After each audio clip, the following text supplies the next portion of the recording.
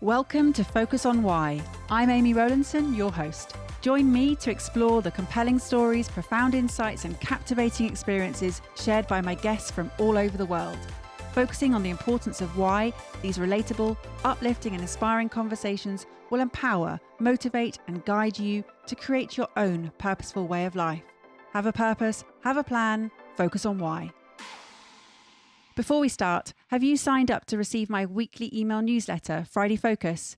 Every Friday, I focus on one topic with one action arising. The link to sign up is in the show notes. Today, on Focus on Why, I am joined by Hannah Miller. Hannah, hello. Hello, Amy. How are you? I'm very well, thank you. And I have a thank you also to Ben Wales, for recommending you and saying you must come on the show. So I wonder what it is that he was thinking of that you'd be No sharing. pressure, Ben. I know, isn't that? Sorry, I didn't mean to do that No, to it's you. fine. It's fine. When that happens, I often, when I do pieces of work, people will say, oh, such and such recommended, and they've told me the X, Y, Z, and you think, oh, I hope I live up to your expectations. There's also, though, the fact that when you have been recommended, there's an element of trust and extension Absolutely. of the ability of trusting someone else. That you don't tend to recommend people who are going to fall short, do you? So no, that's right. And he's our connection, and that makes it feel even closer for sure. Brilliant. Well, just in case anybody hasn't heard Ben's episode, he was episode 404, so they can go back and hear him talk about people, planet, and profit. So what is it that you're focusing on today, Hannah? So focusing right now on actually a rewrite of my core course that I offer people. So the course that I offer individuals, not the work I do with corporates and teams, but the work I do with individuals. I'm doing a rewrite. We're trying to respond to the fact that people's lives are very busy and make the course a bit punchier, a bit more succinct. So I'm taking the framework that I always use and I'm trying to distill that a little bit. I'm quite a wordy person, so it's been quite an interesting process to go through. And we decided, oh, this will be a great new project to do. And now we're in the birthing process of that, Amy, right now, of all the bits and bobs that have to be done. So that's one of my key focus right now. And what's the course about? The course is all about really focusing on your why, finding your why. It's called the purpose pursuit. It was a phrase that came to me actually in lockdown when I had been working pretty much up to that point with individuals who were part of organizations, corporates, leaders, teams, and love that work and continue to do so. But during the pandemic, the number of people that began to reach out to me, can you please help me think about what's next? On their own volition rather than through the organization route was really interesting to me. And I was actually on holiday in France. It was when we were allowed to travel. And I was sort of thinking, I think there's something in this where I can take everything I've learned so far and distill it into something that individuals can work through. So the course really is a digital course where they have recorded materials and then live input from me also. So it's called the purpose pursuit because it's the idea of a journey, the idea of following around a map. It's the route map to help you get to know yourself, what you do well, what your blind spots and shadow sides are, how to deal with overwhelm and why we can sometimes be part of the reason we've got burnt out, what our values are, and then take that information to then begin to feed it forward into the next season of our life with a bit more courage and confidence. That's essentially what we do. It sounds very familiar work and it's Yes. Fantastic. It's so rewarding working in this space of purpose. And what I would like to talk about specifically is you've mentioned it again just then about the next season, and you talked right at the beginning about help me think about what's next. What is it about these transition points that links for purpose, do you think? So interesting, isn't it? Often when we reach a point in our life, those transition moments, we can feel a little bit lost and disorientated. And I work with a lot of individuals that in that transition moment have begun to lose who they are. So a lot of the people who engage with me as individuals, again, rather than the corporate space, they are in an in-between season. Perhaps their children have started school. Perhaps their children have left the house. Perhaps they've been off work for whatever reason, or they're at that midpoint where they're thinking, I'm at this natural moment of reassessment. And it's really interesting, the word transition, just as a little bit of a side point. I remember when I was having my first baby, and my babies came very quickly, and they came early, and I had a wonderful, wonderful midwife. There is a point to this story. It's actually quite important. And when I was in labour, everything was progressing very well and very quickly. And then I started to say to the midwife, I can't do this anymore. I can't do this anymore. And the midwife sort of, I'd only taken gas and air, but I was clearly a little bit delirious. And she turned to my husband and she said, this is transition. She said, this is transition. Hannah is in transition, and she is much closer than she realizes the baby's coming. And when we're really close to something new, we often feel really far away. And that has been a massive life understanding piece for me that came from that experience, that people in transition can feel so disorientated. They're like, no, you don't understand. I don't know who I am. I don't know where I'm going. When actually, when we get to that point with a little bit of guidance, something is in the process of birthing, and it's a disorientating in-between space that we have to let go of something and begin to embrace something else. And so the point around transition that we are in, we need a bit of guidance. We need sometimes just somebody to help us point back to ourselves what we already know. Actually, I'm sure you would agree with me, when you're working with people, most of the time they know. They just need somebody to guide them to that knowledge that they already have. And I love the fact that we have transition in nature, we have the seasons, we have transitions in life. Everyone, my son's just finished his A-levels, it's another transition. Transition points to something new, and we take what we've already learned and we reapply in a new context. So I think we need to embrace transition and the uncomfortableness of it, rather than thinking it's a lost time. It's actually a discovery time. I love that. And you've just reminded me of what my midwife said to me when I was delivering my second child, both, again, very quick births. And I remember saying, I can't do this. She said, it's a bit late for that now. and again, it was this. It's the same message, probably not articulated as beautifully as your one, but it's the same message, as that you've now got to a point where you've come so far, you're almost there. And it's That's right. At that sort of tipping point of you're just coming down the hill now, or whatever. It seemed like a big mountain for me, but it was very fast. And that, it didn't seem fast at the time, but it is, in the scheme of things, in the scheme of your lifetime, these transition points are actually quite small. That's right. And again, you've just reminded me, I did a half marathon last year, and I, just to be clear to listeners, I am not mega brilliant. So I just want to say that it was a half marathon at a slow jog pace. But one thing I've noticed from any time I've put myself through an experience like that is when you are so close to the end, again, it's that same feeling. You feel so far. And I remember we were in Oxford, and there was probably, honestly, 500 meters to go, maybe 750, nothing in the grand scheme of the fullness of what I'd just done. And I thought we were going right to the finish line because I could see it, but you had to do a slight left to go right. Probably 200 meters detour, that's all. Honestly, I can't tell you how much I lost my head in those 200 meters of thinking, I can't do this. But the irrational nature of that thought, when I'd just done 12, and I was already in 12.7 miles probably at that point, and I'd got 0.3 to go. I hope when people are listening to this, they can be encouraged with their own moments like that, to remind themselves that we do often feel very far when we're so close, and we just sometimes need a bit of help over the line towards the courage or clarity we need. And what led you to this journey of where you are now? I'm sure there have been many transitions or evolutions, but I don't want to presume. No, well, lots of things have led to this point. But in summary, I think a key thing for me was collecting up the threads from the different work that I'd done previously and realizing how they could be used in a different context.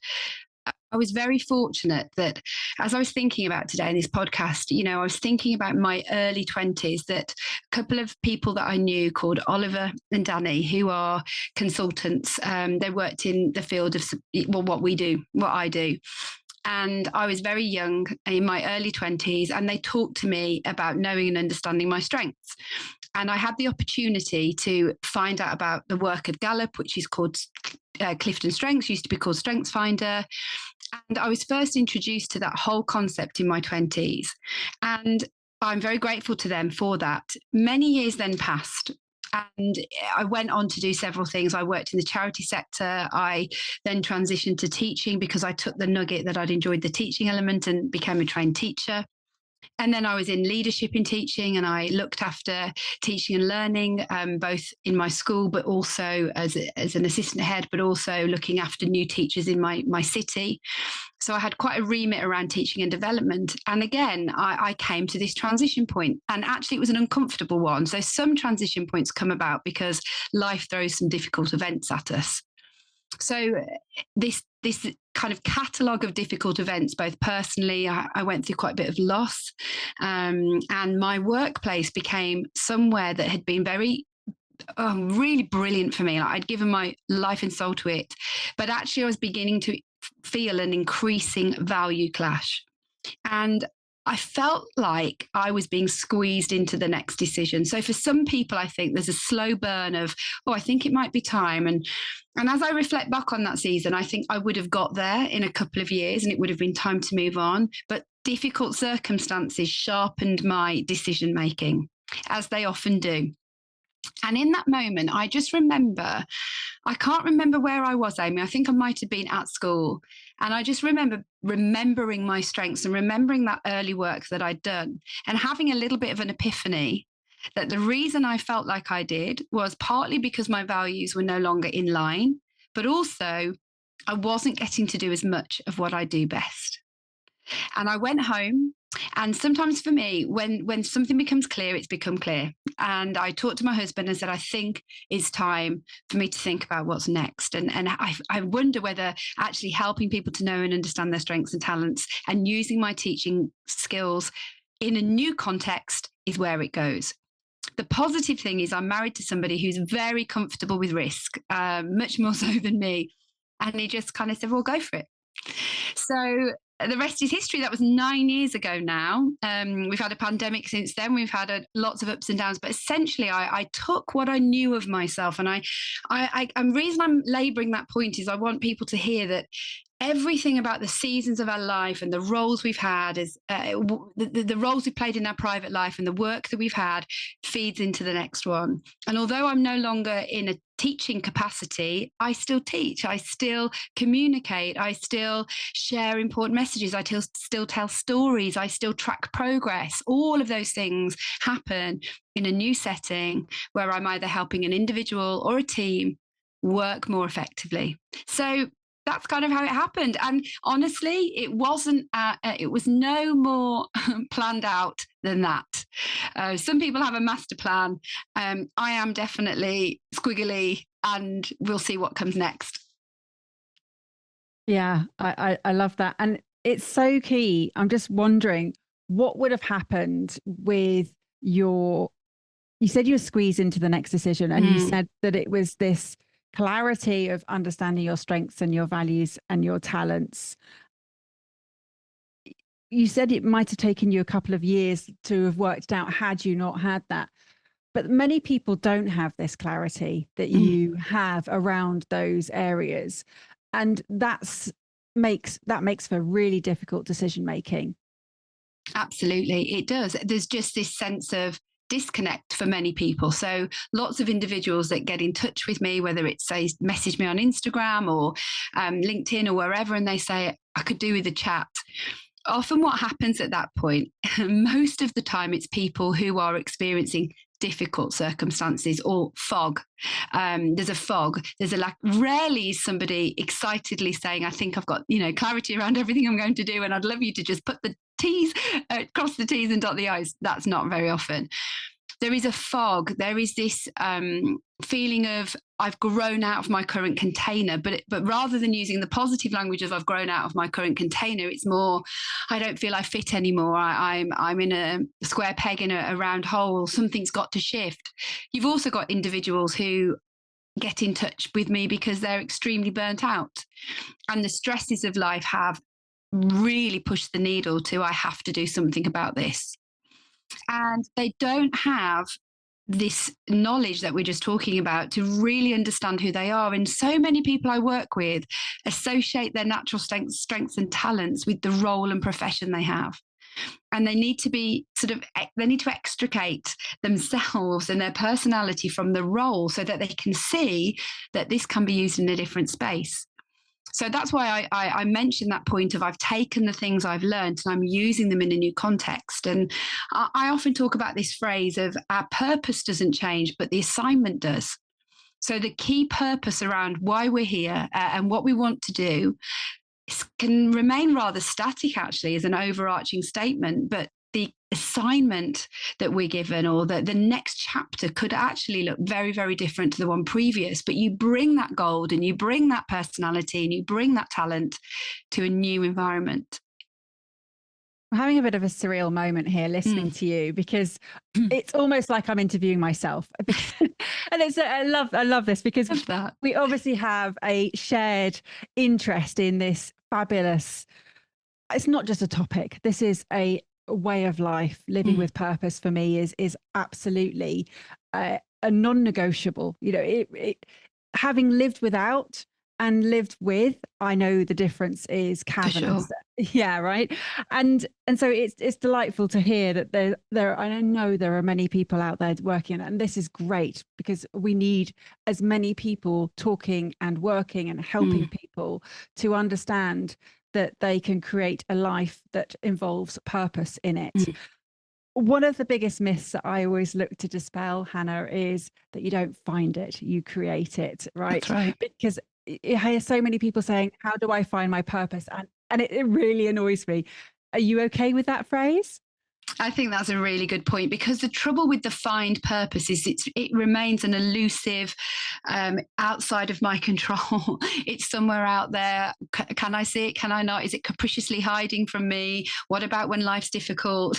Purpose kind of equates to everything going well in life, when actually that's also not what purpose is. I think what I'd also add to that, Amy, is that I also like to dispel the myth that purpose is only for a select few of privileged individuals who are university educated or live in a nice part of the country. Purpose and that sense of meaning is universally available and needs to be brought into the everyday. And it's not about everything in life going brilliantly. It's about understanding the combination simply of your strengths and talents, your life experiences, and your values coming together. And I think when you can grab hold of that knowledge, which is not out there on a tree somewhere, it's within you with a bit of guidance and confidence to own it, you've got something that can act as a bit of a blueprint, can't you, for further decisions and future life decisions. So for me now, if something doesn't align with that, I've got more confidence to say, actually, that's probably not for me. It's not going to be me at my best. There are other people who are in a better place to do that. So yes, I totally agree with you. It's a discovery process that we already know. We own it. We design it. We choose it. I don't tell somebody what their purpose should be. That's a recipe for disaster. It's not my right to do that for anybody or my children or anybody. But I can do some signposting, helping people to see what brings them life, helping them to understand when they are at their best, the praise and feedback that people have given them in the past, all those kinds of clues. So what has been for you a moment where you just know this is your life's work now? A couple of things that really helped me know what my life's work is. A great kind of reflective question I ask people is, if money, status, other people's opinions, all of that didn't matter, what would you be doing? And there are certain things that I would 100% do with my time. And one is to communicate and tell stories around understanding who we are and being who we are at our best, which is why I've also got a podcast, is because I felt that it was the best format for me to use my strengths and talents. The other thing that is another massive clue to me is that the best days for me are when I can see that something I've said or something I've done has developed progress in somebody else, when they've gone from A, not necessarily to A to Z, but A to B, and a nugget has dropped. And I know, again, whatever setting I'm in, I need to see that what I'm doing is enabling other people to grow. Other people's progress, it fills me with as much sense of celebration as my own. Those are, for me, some universal traits that I will hold on to in every season. That doesn't have to be just in paid work. And I'm sure you champion that message too. This is not about getting all our needs met in paid work. Sometimes we have bills to pay and we have to have a job. So that doesn't mean that we are disqualified from discovering our purpose in other things that we do and alongside it. Yeah, absolutely. And you mentioned earlier about the recipe of disaster, about saying this is what your purpose is to other people, that you signpost it and you help people to navigate that around the choice that they have. How has this affected your role as a parent to you knew I was coming, didn't you? How has this affected your role as a parent to let go and to role model the opportunities and how they can approach life using purpose?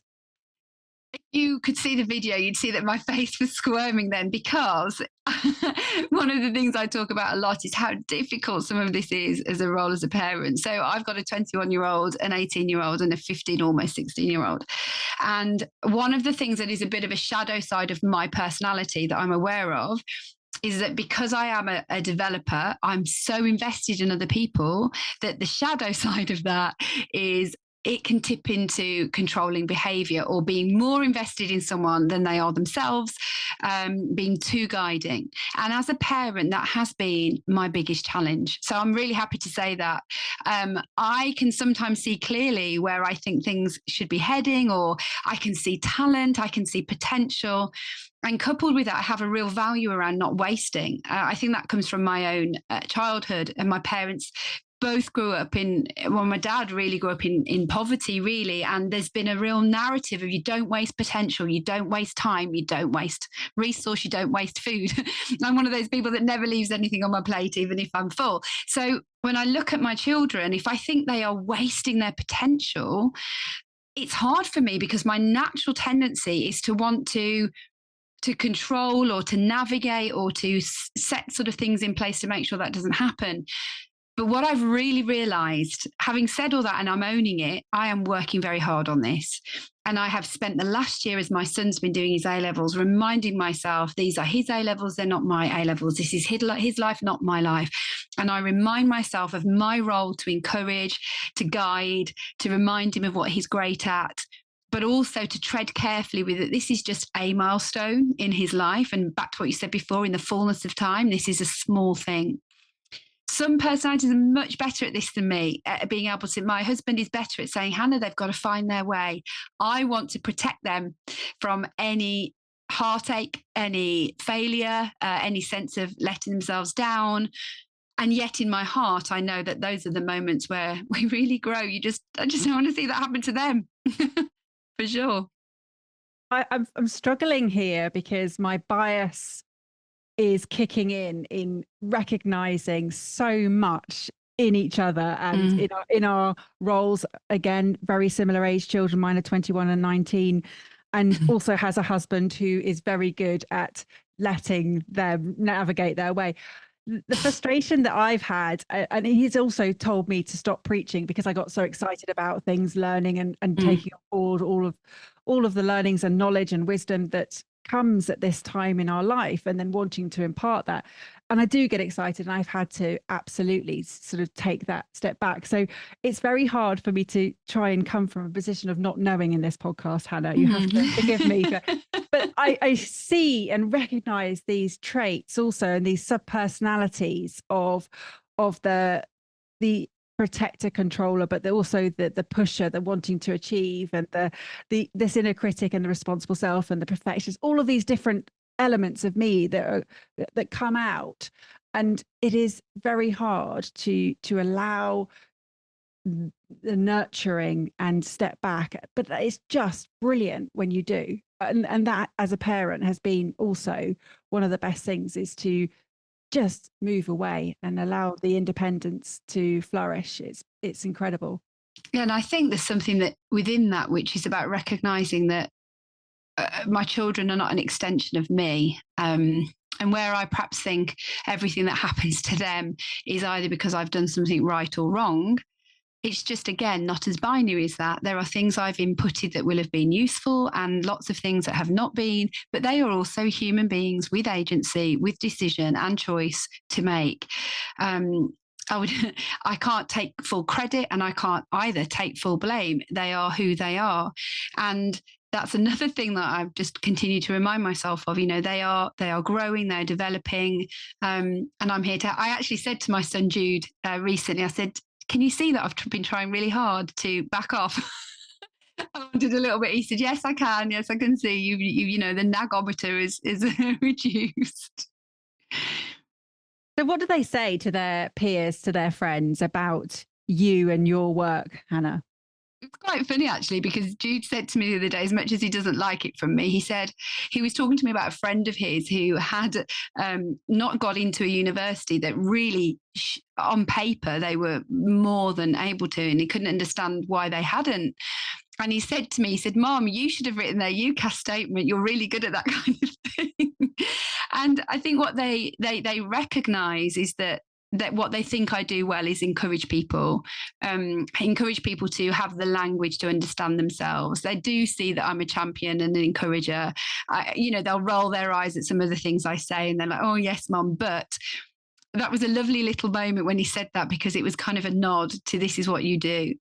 This is what you do well. And it's kind of me that they expect to do that cheerleading for them, or for anybody else that they have a word with my mom, she'll help you.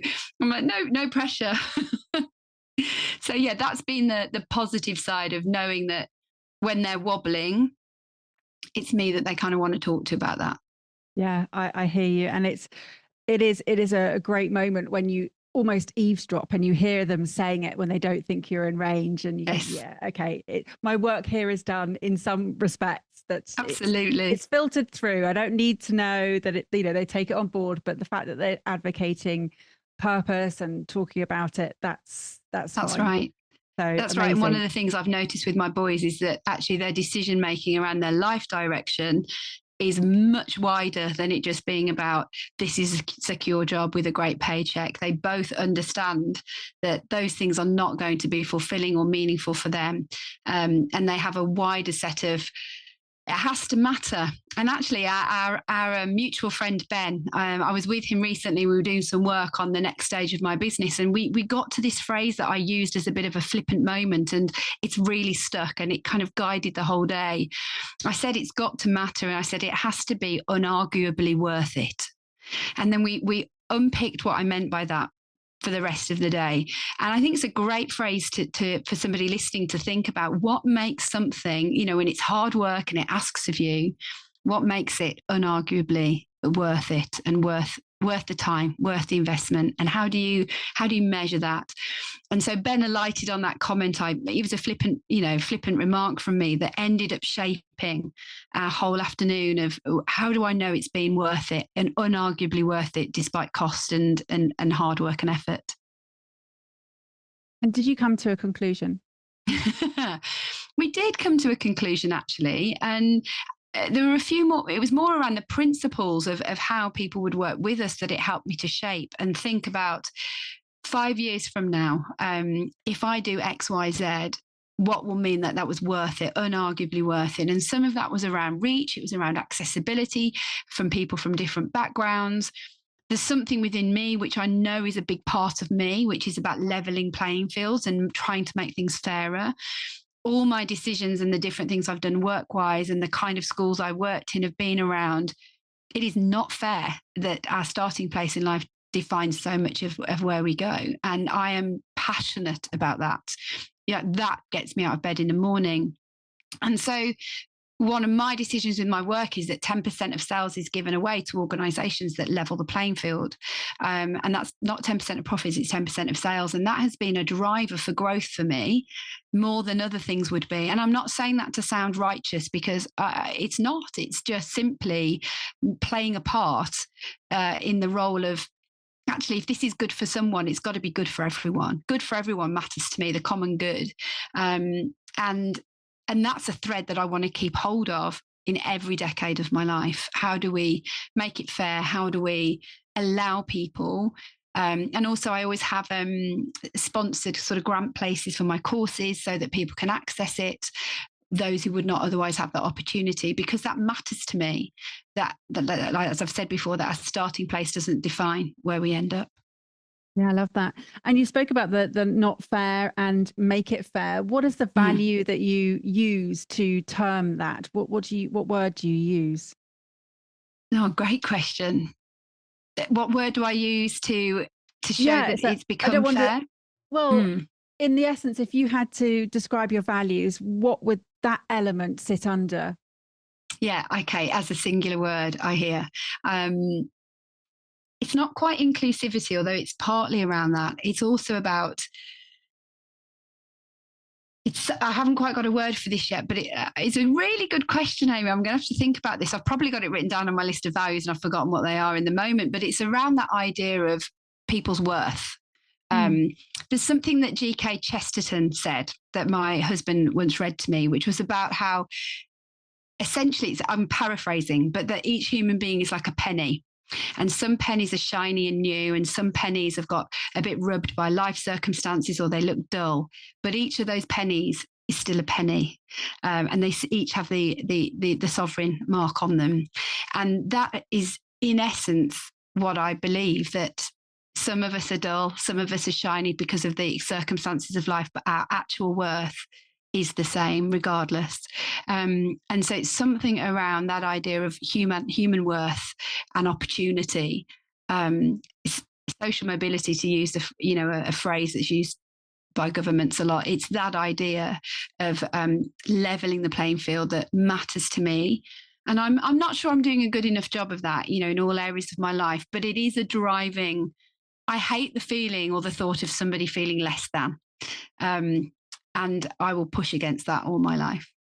Yeah, I love it. And the reason why I didn't use any words to ask you, was it this or was it that, is because I didn't want to make the assumption or to lead you. And the answers that you gave me was so much more than if I just said, was it injustice or was it fairness or was it, justice, whatever the word was. None of those came out just then. And that's what I love about the fact. Yeah, that was a really good question. Really good. It's interesting, isn't it? Because we have these thoughts and these statements, and then I don't want to be this person that needs to reduce it and be the reductionist, but sometimes having the word that does cover it or does encapsulate it does help in terms of really defining just what it means and how it matters to you.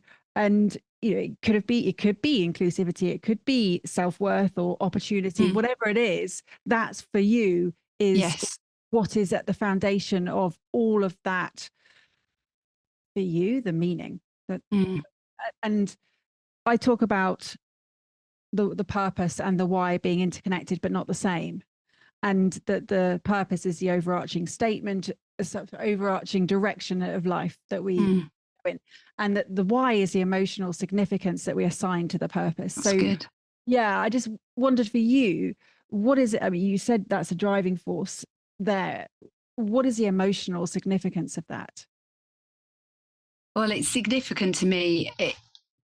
As I'm thinking about what you've just said, and the emotional significance comes from this just idea that nobody should stand alone or be left behind.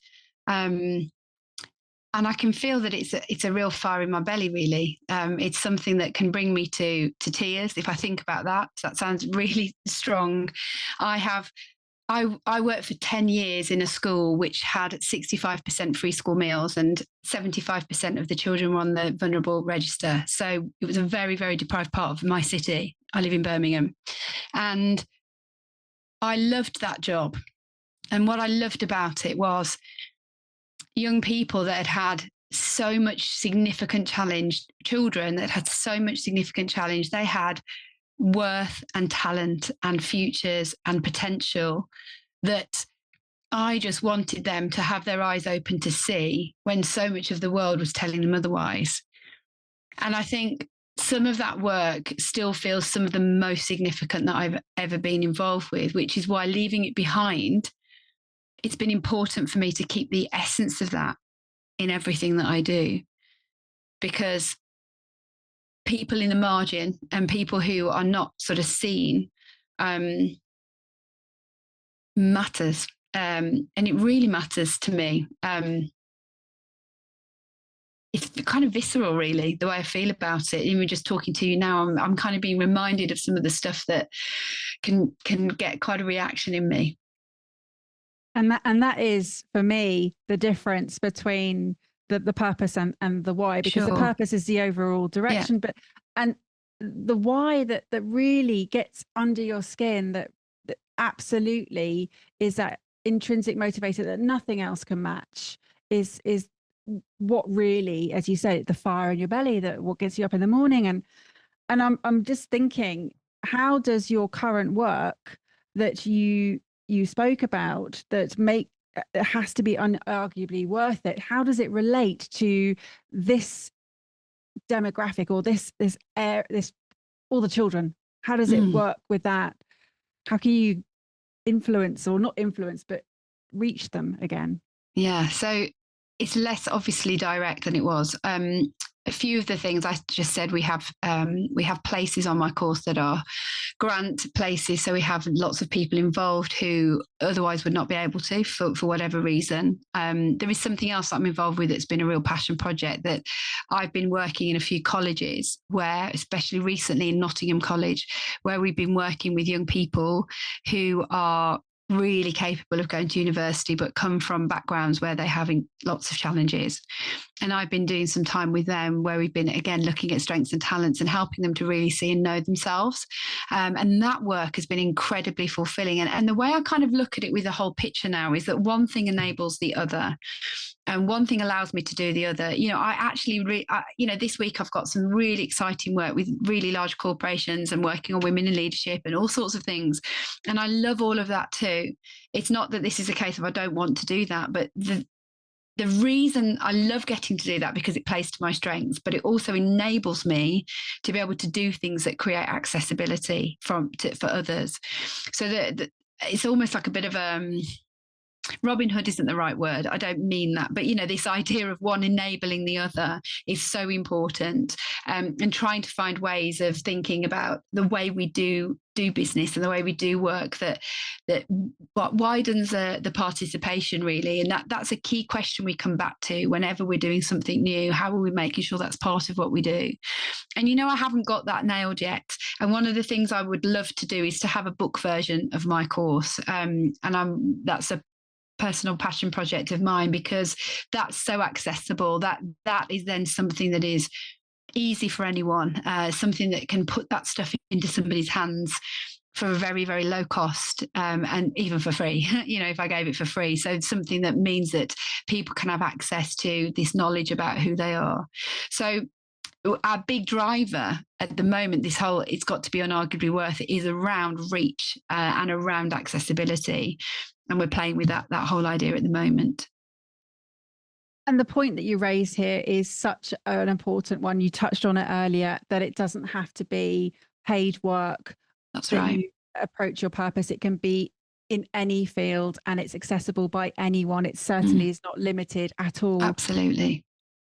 Oh, Hannah, I could talk for hours with you. It's been an absolute delight. And Ben was not wrong in recommending you to come on the show. So thank you so much for sharing why you do what you do, and talking purpose with me at a level that has been just so rewarding and fulfilling for me.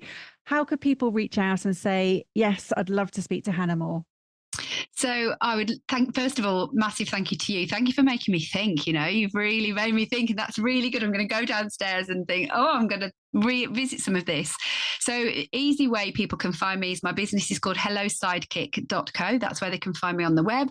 We're called Sidekick because I didn't kind of mention this before, but the idea really is that everybody should be a sidekick and everyone needs one. And my job isn't to be front and center. My job's to elevate somebody else. So hellosidekick.co. They can find me on LinkedIn and Instagram at Hello Hannah Miller. So if they go to any of those places, they can direct message me and they'll find out more about what I do as well. So I'm imagining probably some of that will be in the show notes and they can find that. And I'm always up to answer a direct message. I'm very happy to connect with anybody in any way they'd like. Brilliant. Well, yes, absolutely. It's all in the show notes. So no need to panic if you didn't get that down. Just head to the show notes and it's all there. Hannah, thank you so much for sharing your purpose, your why. It really has been a privilege and a pleasure. What are your final words for the listener, please?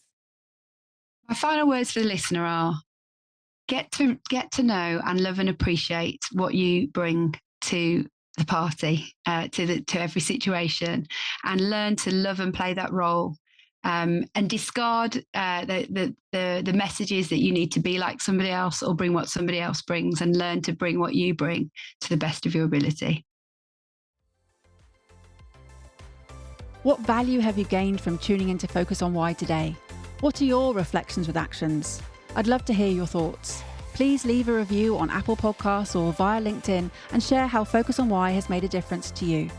Your feedback not only will inspire others, but will help them to discover how Focus on Why has created powerful ripple effects. Let's continue the conversation. Connect with me on LinkedIn, Instagram, Facebook or X, join the Focus on Why Facebook group and sign up for my weekly newsletter, Friday Focus, to keep in touch. All the links are in the show notes. Have a purpose, have a plan, focus on why.